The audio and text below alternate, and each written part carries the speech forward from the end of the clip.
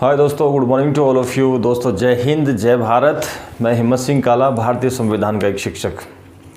दोस्तों आज हम बात करेंगे डीपीएसपी से संबंधित महत्वपूर्ण आर्टिकल। दोस्तों डीपीएसपी मेन से नीति निर्देशक तत्व है। दोस्तों नीति निर्देशक तत्व ये जो टॉपिक है ये हमारे रिट लेवल 2 SST में शामिल है। और दोस्तों ये मान के चलना कि डीपीएसपी से संबंधित जो महत्वपूर्ण आर्टिकल है वो 100% एग्ज़ाम में पूछे जा सकते हैं। और दोस्तों हम बात करेंगे डीपीएसपी का जो आर्टिकल है कहाँ से स्टार्ट होता है, कहाँ तक समाप्त होता है और उन आर्टिकलों में क्या क्या बातें लिखी हुई है। जिस तरह से पिछला वीडियो हमने मौलिक अधिकार से संबंधित आर्टिकल का बनाया था, उसी तरह से हम केवल आर्टिकल का बेसिक जानने की कोशिश करेंगे कि आर्टिकल में लिखा क्या है। इस तरह से आज हम इस वीडियो के माध्यम से चर्चा करेंगे आर्टिकल 36 से लेकर 51 और 36 से लेकर 51 जो आर्टिकल है ये डीपीएसपी से संबंधित है, नीति निर्देशक से संबंधित है। इन पे हम बात करेंगे। दोस्तों आर्टिकल को देखना है हमें कहाँ से स्टार्ट होते हैं। दोस्तों हम बात करेंगे डीपीएसपी की।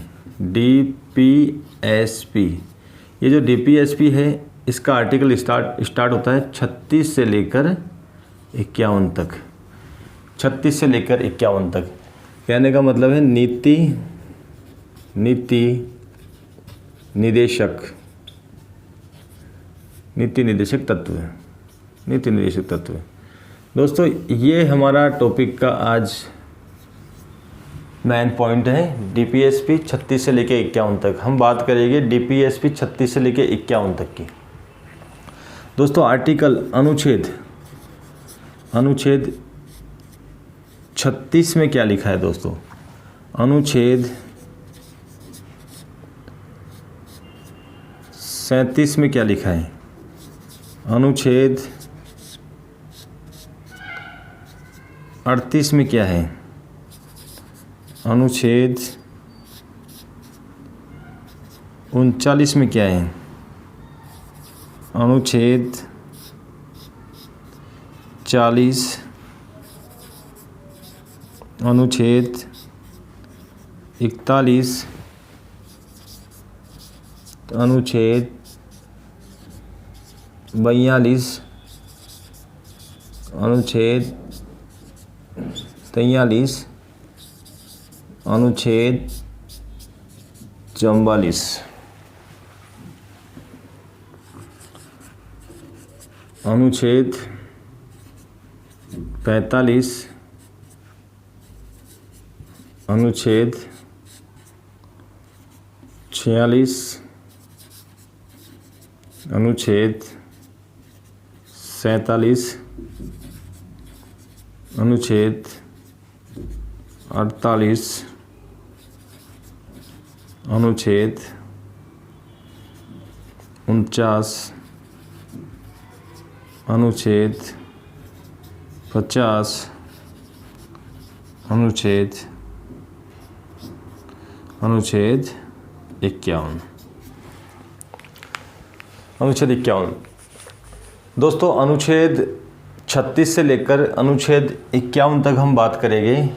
अनुच्छेद 36, 37, 38, 39, 40, 41, 42, 43, 44, 45, 46, 47, 48, 49, 50, 51 ये सारे के सारे आर्टिकल दोस्तों डीपीएसपी से संबंधित है, नीति निर्देशक से संबंधित है। आर्टिकल 36 से लेकर 51 तक। दोस्तों एग्जाम में पूछा जा सकता है डायरेक्टली आपको कि 40 में क्या लिखा है, 37 में क्या लिखा है, 38 में क्या लिखा है, 39 में क्या लिखा है। या क्वेश्चन ऐसा ना पूछा जाए आपसे तो दूसरा इसका पैटर्न रहेगा, मिलान वाला आपसे पूछा जा सकता है कि इनमें क्या क्या बातें लिखी हुई है।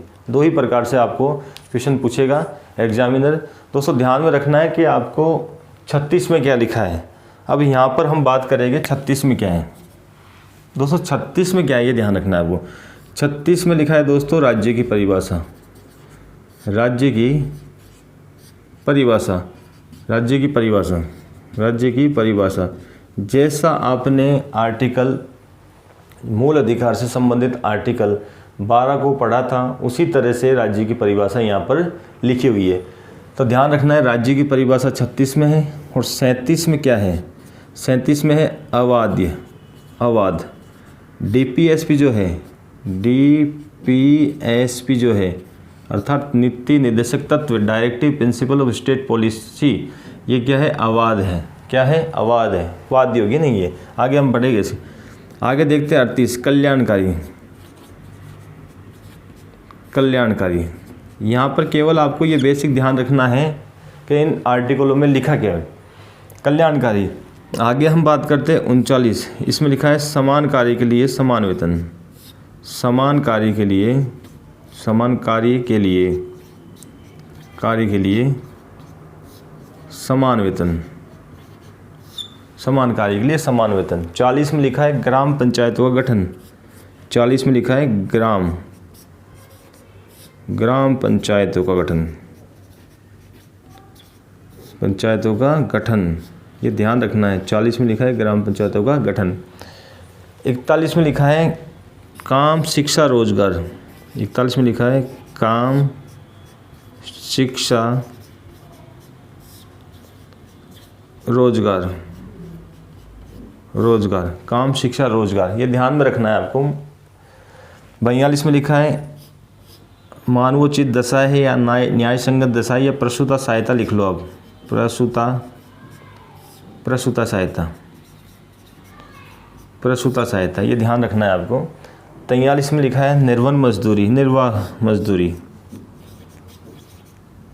निर्वन मजदूरी, निर्वन मजदूरी। 44 में लिखा है समान सिविल संहिता, समान सिविल संहिता, समान सिविल संहिता, समान सिविल संहिता। इसी तरह से 45 में लिखा है, 45 में लिखा है 6 से 14 वर्ष तक के बच्चे को शिक्षा, बच्चों को शिक्षा। केवल आर्टिकल को जानने की कोशिश कर रहे हैं कि आर्टिकल में लिखा क्या है, उसके बाद थोड़ा खुल के चर्चा करेंगे हल्की सी। 46 में लिखा है SC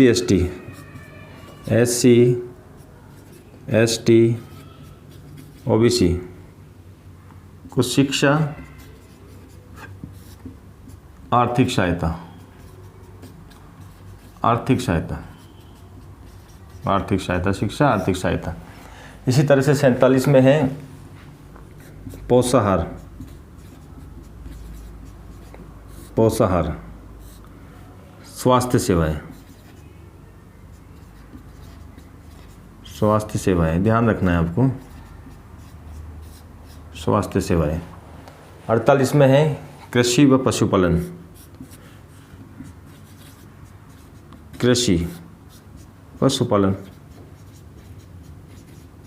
पशुपालन, ठीक है दोस्तों। 39 में है 49 में है स्मारकों का संरक्षण, स्मारकों का संरक्षण। 50 में है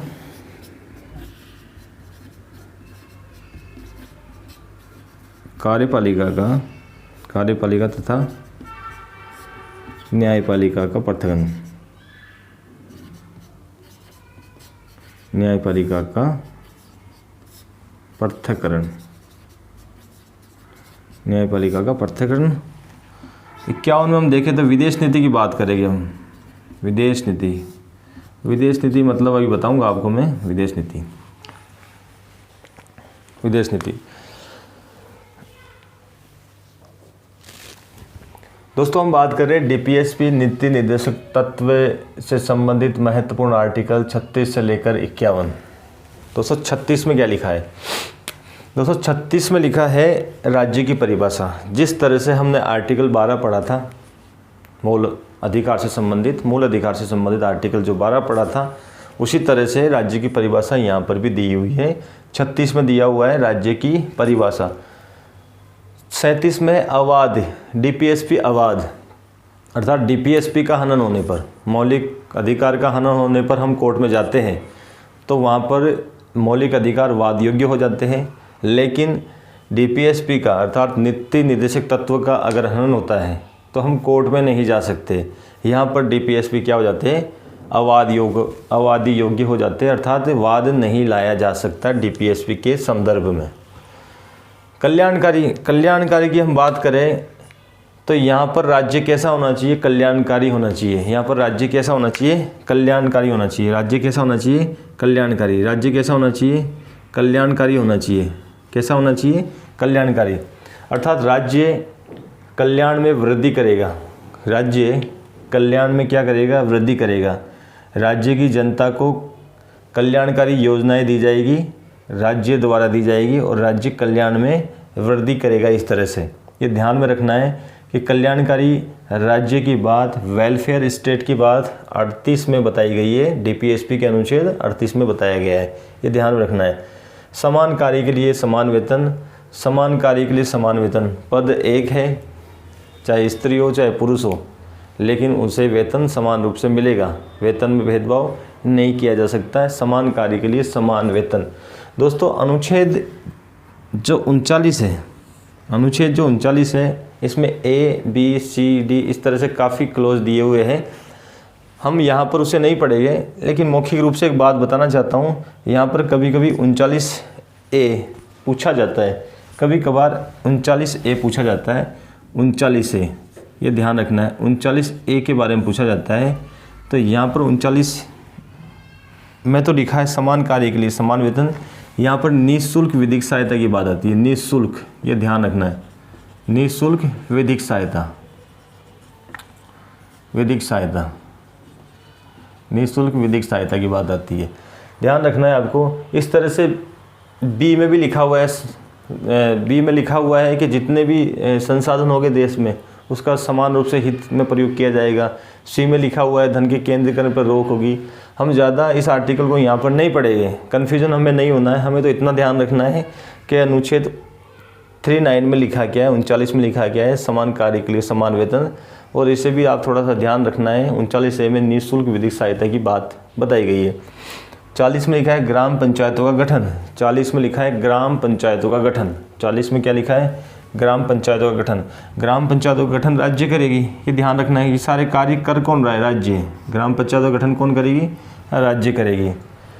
41 में है काम शिक्षा लोक सहायता राज्य प्रदान करेगा। काम शिक्षा लोक सहायता कौन प्रदान करेगा, राज्य प्रदान करेगा। कौन प्रदान करेगा, राज्य प्रदान करेगा। ये भी ध्यान रखना है आपको। काम शिक्षा लोक सहायता।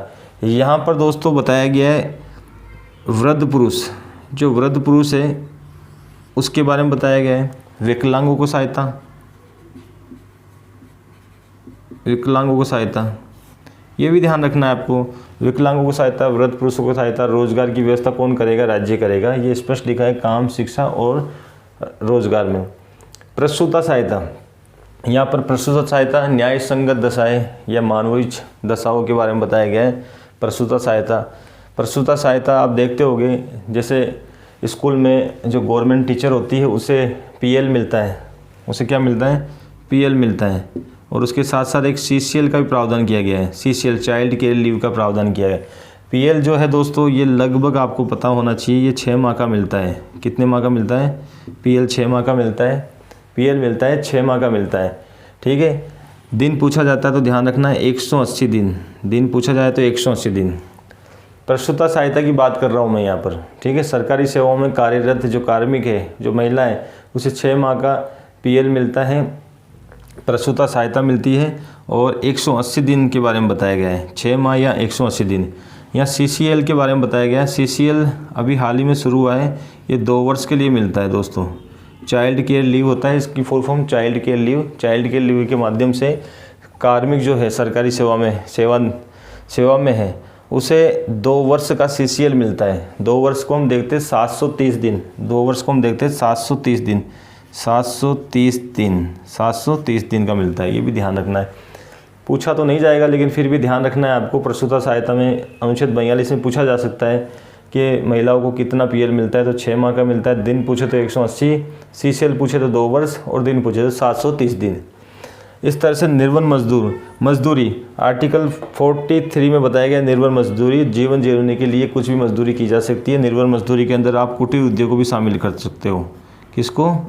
कुटीर उद्योग, छोटे छोटे उद्योग, कुटीर उद्योग को भी शामिल कर सकते हो, ध्यान में रखना है, छोटे छोटे उद्योग को भी शामिल कर सकते हो। समान सिविल संहिता, समान सिविल संहिता का मतलब होता है कि विवाह तथा तलाक से संबंधित जितने भी कानून हैं वो क्या होने चाहिए, हमारे देश में समान होने चाहिए। ऐसा हमारे देश में नहीं है फिलहाल, ठीक है।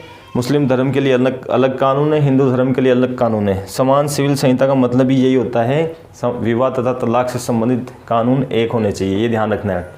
यहाँ विवाह तथा तलाक से संबंधित कानून, विवाह तथा तलाक से संबंधित कानून कैसे होने चाहिए? एक होने चाहिए, ध्यान रखना है वो। अनुच्छेद 45 में बताया गया 6 से 14 वर्ष तक के बच्चों को क्या दी जाएगी? शिक्षा दी जाएगी। ये शिक्षा कौन देगा? राज्य देगा। कौन देगा? राज्य देगा। शिक्षा कौन देगा? राज्य देगा। कौन देगा? राज्य देगा। आगे देखो, अनुच्छेद 46 में लिखा है SC ST OBC को शिक्षा व आर्थिक सहायता कौन देगा? राज्य देगा। स्कॉलरशिप की बात करूँ मैं, शिक्षा की बात करूँ मैं, छात्रवृत्ति की बात करूँ मैं, तो ये सारा का सारा कहाँ पैटर्न आता है? ये 46 में आता है। SC ST OBC को शिक्षा व आर्थिक सहायता राज्य प्रदान करेगा। 47 में लिखा है पोषाहार स्वास्थ्य सेवाएं। पोषाहार की बात करूँ तो मिड डे मील जो योजना चली थी, मिड डे मील जो योजना चली थी, ये 1995 में चली थी योजना। इसके तहत पोषाहार दिया जाता है स्कूलों में। मिड डे मील योजना का प्रावधान भी 47 में आएगा, पोषाहार का प्रावधान 47 में आएगा। स्वास्थ्य सेवाएं, जो स्वास्थ्य सेवाएं, यहाँ पर धूम्रपान का निषेध किया गया है, मद्यपान, ये ध्यान रखना है, मद्यपान निषेध। कभी पूछा जाता है मद्यपान निषेध कहाँ पर है, तो ये ध्यान रखना है आपको, मद्यपान निषेध है आर्टिकल 47 में। पोषाहार मतलब मिड डे मील, स्वास्थ्य मतलब मद्यपान का निषेध, स्वास्थ्य सेवाओं को ध्यान में दिया जाएगा। ये ध्यान रखो आप। आर्टिकल 48 में कृषि व पशुपालन का प्रबंध कौन करेगी? राज्य करेगा। कौन करेगा? राज्य करेगा। प्रबंध कौन करेगा? राज्य करेगा। ये भी ध्यान में रखना है आपको, राज्य करेगा। कृषि से संबंधित, पशुपालन से संबंधित जितने भी यहाँ पर अनुसंधान बने हुए हैं, कृषि अनुसंधान बने हुए हैं या सरसों अनुसंधान बने हुए हैं, या वल्लभ नगर में जो भी संस्थान बने हुए, भैंस अनुसंधान बने हुए, बकरी अनुसंधान बने हुए, सारे के सारे ये कहाँ पर आएंगे? ये 48 में आएंगे, 48 में आएंगे, ये ध्यान रखना है आपको। इसी तरह से आपको ये भी ध्यान रखना है, स्मारकों का संरक्षण, जितने भी स्मारक है, चाहे शहीद स्मारक हो, चाहे अन्य कोई स्मारक हो, चाहे गांधी स्मारक हो, चाहे डॉक्टर भीमराव अम्बेडकर स्मारक हो, इन सब की सुरक्षा का दायित्व भी किसको दिया गया है? राज्य को दिया गया है। 49 के तहत दिया है। उनका संरक्षण करेगी, उनकी रक्षा करेगी, उनका साफ सफाई करेगी, सारा कार्य कौन करेगी? राज्य करेगा। 50 में क्या लिखा हुआ है? कार्यपालिका तथा न्यायपालिका का पृथक्करण। कार्यपालिका का न्यायपालिका से पृथक्करण किया गया। न्यायपालिका हमारी क्या है? भारत के अंदर क्या है? स्वतंत्र है। क्या है? स्वतंत्र। ये भी ध्यान रखना है आपको। विदेश नीति, विदेशों से अच्छा संबंध रखा जाएगा, शांतिपूर्ण संबंध रखा जाएगा। ये सारी की सारी बातें कहाँ पर लिखी हुई है? 51 में लिखी है, विदेश नीति से संबंधित। अब देखो दोस्तों, आपको देखना ये है, 36 में राज्य की परिभाषा है, 37 में आवाद योग्य है, 38 में कल्याणकारी राज्य, 39 में समान कार्य के लिए समान वेतन, 39 में निःशुल्क विधिक सहायता, 40 में ग्राम पंचायतों का गठन और 41 में ग्राम शिक्षा रोजगार राज्य प्रदान करेगा, 42 में प्रसूता सहायता, 43 में निर्वन मजदूरी और 44 में समान सिविल संहिता, 45 में 6 से 14 वर्ष तक, 46 में SC ST OBC और 47 में पोषाहार स्वास्थ्य सेवाएं, 48 में कृषि पशुपालन और 49 में है स्मारकों का संरक्षण, 50 में है कार्यपालिका न्यायपालिका से पृथक्करण और 51 में विदेश नीति। ये ध्यान में रखना है आपको। अब मैं आपको बताना चाह रहा हूँ कि जो ये आर्टिकल है, ये DPSP से संबंधित आर्टिकल है और यहाँ से लगभग क्वेश्चन आपसे पूछा जा सकता है। आपको केवल याद रखना है कि 36 में क्या है, 37 में क्या है, 38 में क्या है। यहाँ पर हम खुल के बात नहीं कर रहे, केवल ये समझने की कोशिश कर रहे हैं कि आर्टिकल 36 से लेकर 51 में लिखा क्या है। या तो सिंगल में आपसे आर्टिकल पूछ लिया जाएगा या मिलान में पूछा जाएगा। 1 2 3 4 इस तरह से आर्टिकल दे देंगे और ये जो लिखा हुआ है मैं समान कार्य के लिए समान वेतन ग्राम पंचायत गठन, ये एक तरह से ऊपर नीचे करके आपको गुमराह करने के लिए एग्जाम में दे सकता है। लेकिन आपको क्या करना है, इन आर्टिकलों को सरसरी रूप से देख के जाना है एग्जाम के अंदर। और लगभग यहाँ से क्वेश्चन बनने की आपकी संभावना रहेगी। आर्टिकल को बार बार देखें, वीडियो को बार बार देखें। जय हिंद, जय भारत।